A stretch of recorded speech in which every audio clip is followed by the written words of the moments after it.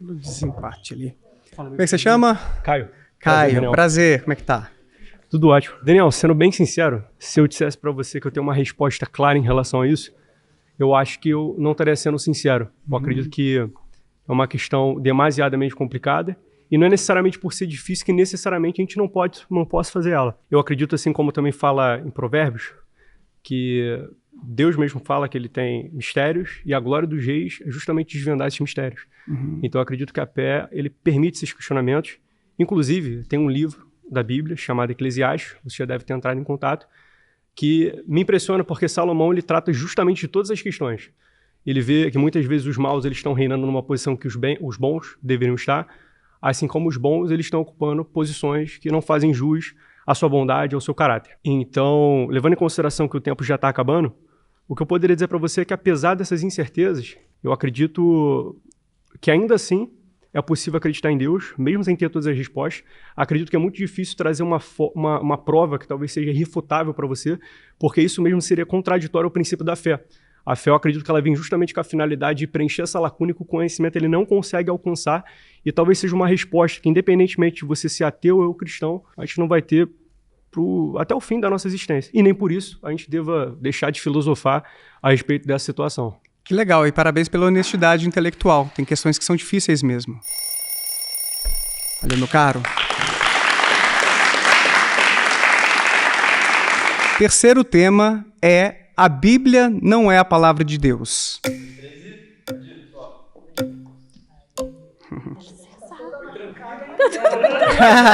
Tudo bem? Prazer, como é que você chama mesmo? Tamis, me chamo Tamis. Eu sou Tamis Mori, tenho 29 anos, cristã há 11 anos, e eu estou aqui para debater com o ateu porque eu creio que a defesa da fé é o papel de todo cristão. Tamis, isso. Prazer. Daniel, eu gostaria de começar te ouvindo. Por que a Bíblia não é a palavra de Deus? Eu acho que tem vários caminhos para a gente pensar sobre isso. Por exemplo, no meu canal, eu já recebi vários historiadores do cristianismo que explicam como as escrituras foram corrompidas ao longo do tempo, como várias passagens que estão presentes ali não estavam provavelmente nos originais, então houve muitas deturpações textuais a ponto de, por exemplo, Bart Ehrman, um crítico textual, ter tido a sua fé balançada. Poxa, eu não posso confiar mais nas escrituras porque, no final das contas, eu não sei o que os autores escreveram originalmente.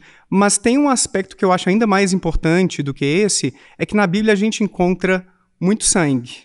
Tem muitos comandos divinos, para usar uma expressão do filósofo Wesley Morriston, para, por exemplo, que o povo de Israel cometesse genocídio, matasse os amalequitas, por exemplo, os cananeus, incluindo crianças. Então, quando a gente vê esses tipos de coisa, ou os homossexuais que deveriam ser executados, é tanta coisa triste que a gente encontra ali. Tudo bem que tem as coisas legais também, mas as coisas tristes e deploráveis, às vezes alguns rastros de machismo também podem ser encontrados ali, Deus legitimando a escravidão, que, cara, se Deus fosse sumamente bom, ele passaria esses tipos de comandos, ele legitimaria tanto ódio assim? Entendi. Não parece compatível. Entendi. Bom, vamos lá. O primeiro erro do cristão é entender que a Bíblia é só um livro de regras e práticas da fé. A Bíblia ela também é uma contação da história, ela também é uma narrativa. E muitos desses episódios que a gente vê de sangue, de guerras, de tomada de territórios, são episódios que a gente vê no curso da história não só relacionado ao povo bíblico. Isso está relacionado com a cultura inserida em si. E naquela época, para uma nação crescer, para uma nação prosperar, infelizmente ela tinha que recorrer a invasões, a guerras, a saques, enfim. Então, a gente vê um relatório, uma revelação progressiva das escrituras que envolve a cultura. Esse é o primeiro ponto. O segundo ponto que eu acho interessante, realmente tem críticas textuais e críticas textuais bem contundentes. Quando eu estava no seminário, teve umas que também me fez balançar. Sim. Mas quando você vai estudar sobre a crítica textual, nenhuma delas, tem mais de 5.000 críticas textuais, nenhuma delas interfere na essência da doutrina em si. Então você pode pegar qualquer logia de dentro da teologia, nenhuma delas é mudada ou arrastada por uma crítica textual. A gente tem várias interpretações de um único texto, e a gente pode fazer discussões teológicas em volta disso e tudo bem, mas essas interpretações, elas não necessariamente provém dessas críticas textuais. Eu fico muito feliz que você não trouxe aquele argumento jeito. Não, porque a Bíblia foi escrita por homens. Realmente, a Bíblia foi escrita por homens.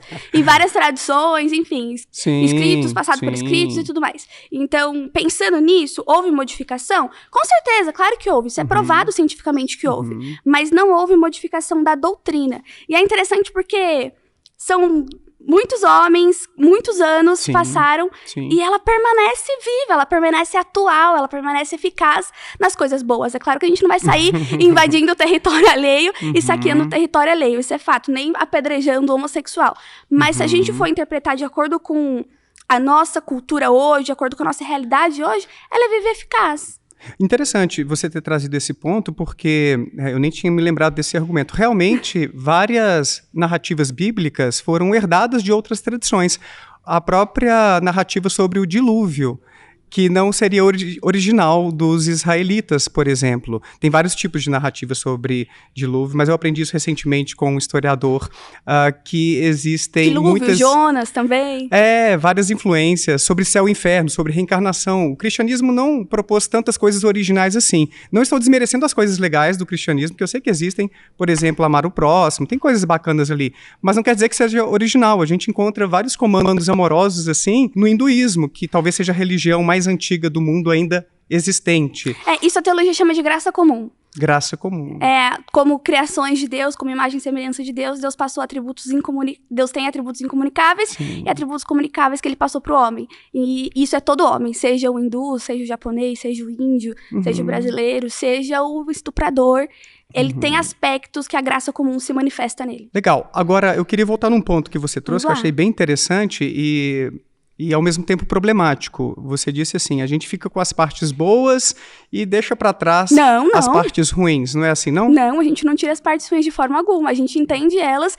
Mas como é que você diferencia aquilo que fazia sentido lá atrás e o que a gente tem que aplicar agora? Por exemplo, a questão da homofobia, que infelizmente a gente vê mais entre os cristãos por conta de passagens bíblicas no Antigo e no Novo Testamento, testamentos que legitimam esse tipo, pelo menos, se não tratar mal, pelo menos a ideia de que a pessoa está em pecado, que já é muito ruim, porque os LGBT sofrem muito com a ideia de que eles estão fazendo algo abominável aos olhos de Deus. Isso é muito triste. Posso dar um exemplo mais real? Como é que você diferencia, então? Por que a questão da sexualidade, quando a gente pensa nos LGBTs, não foi deixada para trás, gente? Não, isso aí é de outro tempo, agora a gente tem que ter um olhar mais amoroso e Deus não é mais LGBT-fóbico. Perfeito.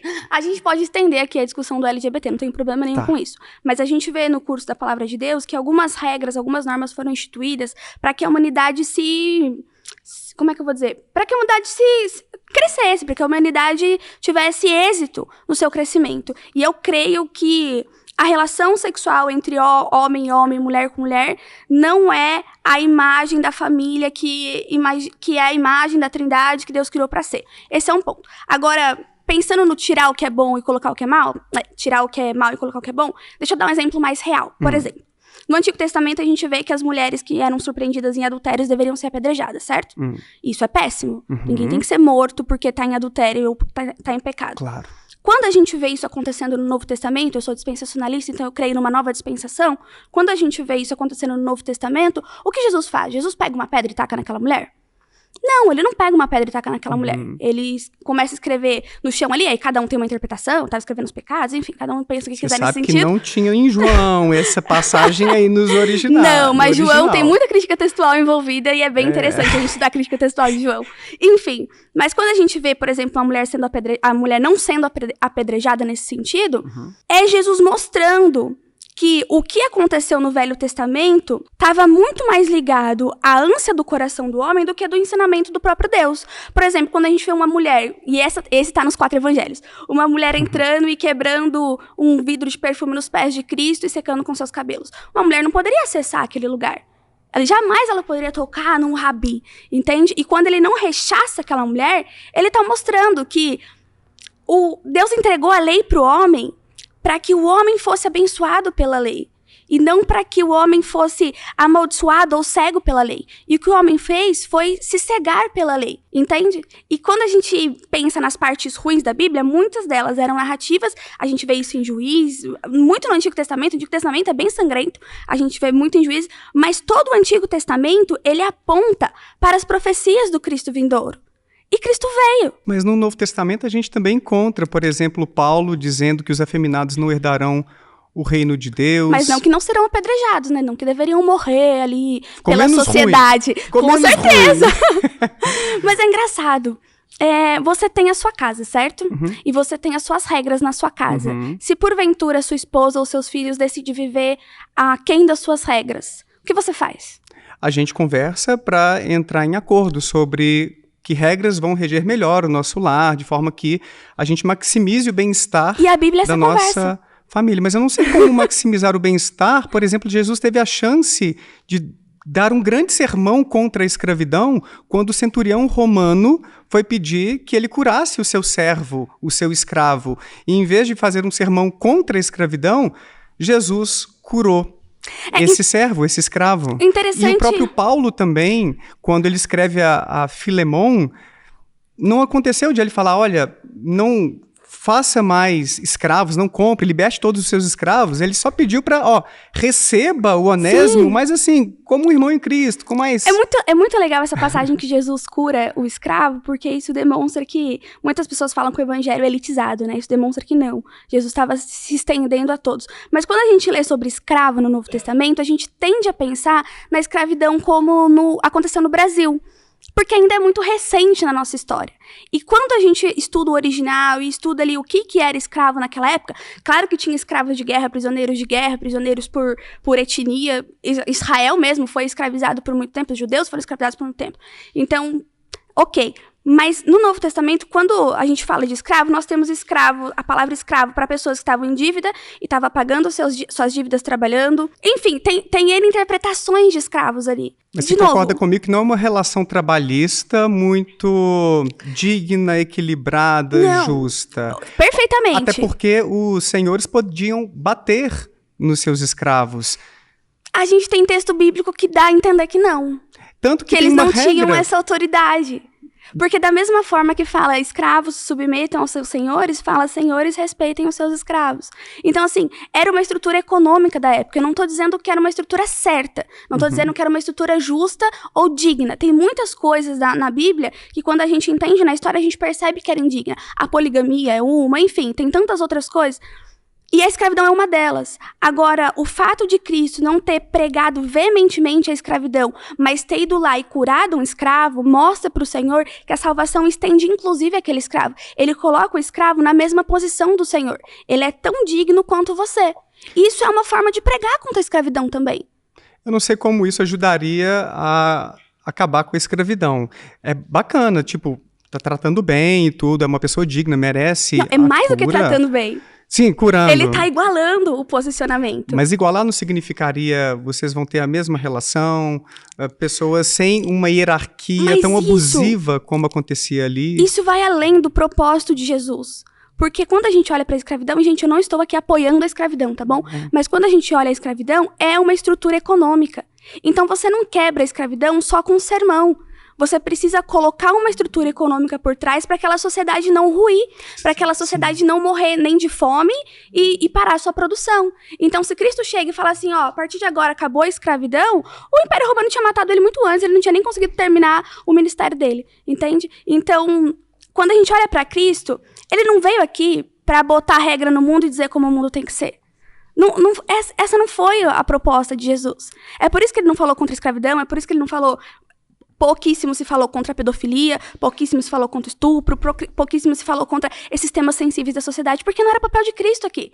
Cristo veio para estender a salvação. Agora, a gente poderia ter encontrado, mesmo que... Vou partir do seu pressuposto de que era necessária a escravidão e outros tipos de coisas horríveis que existiram lá atrás e que houve algum tipo de legitimação por parte dos israelitas. Não era necessário. Necessário não era. Se não era necessário, por que era a então... estrutura econômica que estava acontecendo. Infelizmente, não se foi feito de outra forma. Porque Mas dizer que era necessário, eu não disse isso. Deus poderia ter esclarecido, olha, enquanto existe esse tipo de estrutura de poder, de relação de poder na sociedade, não dá pra gente fazer diferente, mas isso aqui eu não aprovo, uma hora a gente tem que deixar isso para trás. Se houvesse esse tipo de esclarecimento, seria menos pior, seria menos ruim, entende? Seria menos pior. Porque não parece que... Mas seria menos autêntico também para a humanidade. Como assim? Como nesse debate. O diretor falou assim, olha, Vocês decidem a dinâmica. Eu tô aqui, criei o ambiente, tô dando recurso. Agora a dinâmica vocês decidem. Porque ele quer autenticidade. E Deus é a mesma coisa. Deus não criou robôs. Ele não criou criaturas programadas para seguir a palavra dele, assim, assado, o mestre mandou e a gente obedece. Ele quer autenticidade, porque a autenticidade é um atributo de Deus. Tudo bem, ele deu o livre-arbítrio e a liberdade... Você conhece esse termo? Não. Qual que é o termo? Opção. Livre agência. Isso. Tá, eu confesso que eu não compreendo a diferença entre livre-arbítrio livre-arbítrio e é quando o homem livre-agência. tem a opção de escolha de ser salvo ou não ser salvo. Então, dentro da minha teologia, quem teve o livre-arbítrio foi Adão e Eva. A partir do momento que a humanidade foi corrompida, teve o pecado original, o homem já nasce com o coração inclinado ao mal. O que ele pode ter são as escolhas ali dentro do seu cotidiano. Então, não estou dizendo que todo homem só comete o mal. Tá. Então, dentro da livre-agência, ele tem a escolha de cometer o bem, que é o exemplo que o irmão deu aqui, de atropelar ou não atropelar, enfim. Mas todo homem já nasce com o coração inclinado ao mal, por isso já nasce condenado ao inferno, que é algo que eu acho que você não crê, né?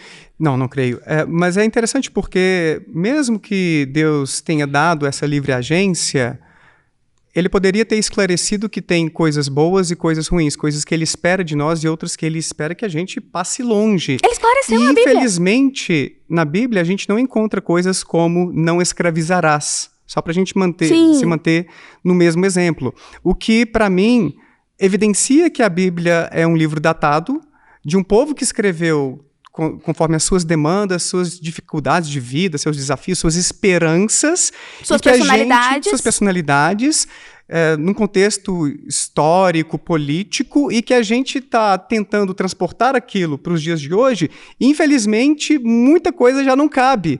E aí a gente fica tentando fazer a exegese para, vamos tentar manter aqui o essencial para o cristianismo não ruir de vez. É por isso, não ruir não, é por isso que o dispensacionalismo responde isso. E a progressão da revelação também. Não estou dizendo que a gente tem que atualizar a Bíblia, mas a gente precisa entender o contexto histórico daquele texto e o que a gente pode extrair de lição daquele texto no Antigo Testamento. O Novo Testamento é mais próximo de nós, então é mais fácil a gente fazer esse exercício.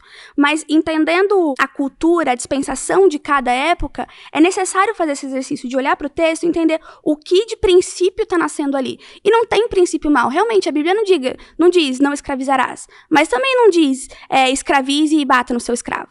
Mas entende? Deus legitimou a punição. Desculpa, só deixei ela terminar a frase aí, mas já tinha... Tá bom. Obrigada, foi um prazer. Bom, obrigado. Muito bom. Quarto tema: se o inferno existe, Deus é injusto.